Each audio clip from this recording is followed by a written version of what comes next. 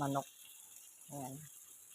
Tapos ilagay ko na lang yung patatas. Ginisa ko muna yung patatas, guys. Ayan.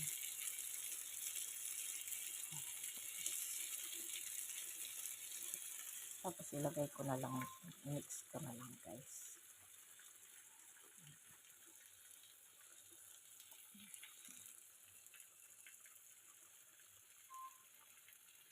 Ayan, guys. Ang adobo.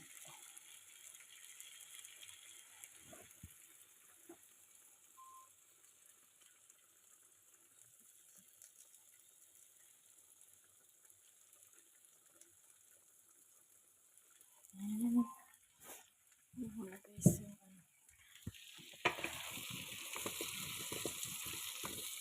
Pwede na po, guys. Mix ko na.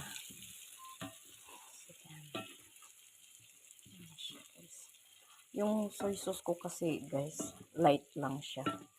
Kaya, hindi siya talagang dark na dark yung ayan, guys.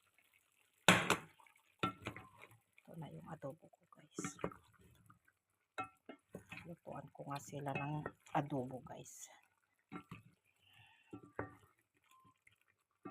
Tignan ko kung magugustuhan nila, guys.